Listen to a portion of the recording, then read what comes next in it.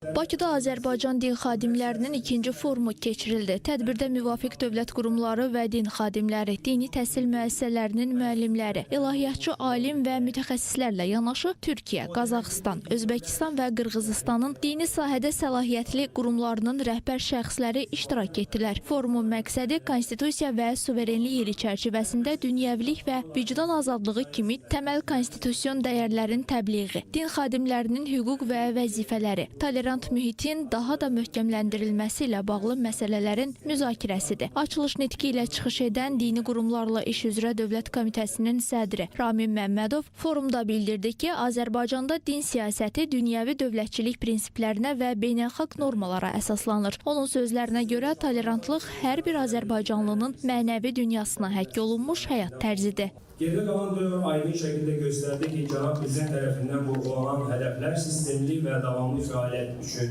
mükəmməl yol xəritəsidir və bundan sonra da atacağımız addımlarda əsas istinad nöqtəsi olmalıdır. Müraciətin verdiyi əsas mesajlardan biri bundan ibarətdir ki, Azərbaycan dünyəvi dövlət olmaqla yanaşı dini fərqliliklərə hörmətlə yanaşan ölkədir. Bizim vətənimiz tarixə müxtəlif sivilizasiyaların oluşduğu, fərqli etnosların və dinlərin bir ailə kimi qarşılıqlı hörmət və sevgi şəraitində yaşadığı nadir mənəviyyat mərkəzlərindən biridir. Bu coğrafiyada tolerantlıq hər bir Azərbaycanlının mənəvi dünyasına həkk olmuş həyat dərsidir.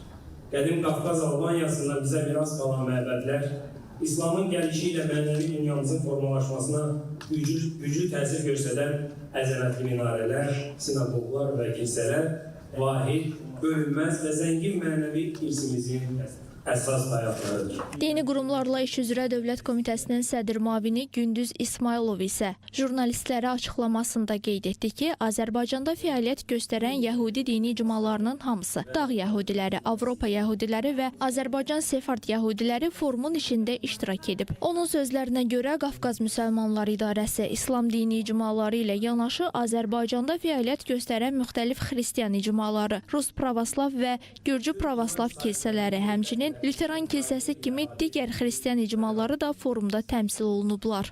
Digər önəmli bir məqam isə ondan ibarətdir ki, Azərbaycan din xadimlərinin forumunda Respublikanın bütün bölgələri təmsil olunublar. Respublikanın bütün bölgələri təmsil olunublar dedikdə, yenə də mən İslam icmalarını nəzərdə tutmuram. Azərbaycanın bölgələrində fəaliyyət göstərən qeyri-İslam icmaları da forumda iştirak edirlər.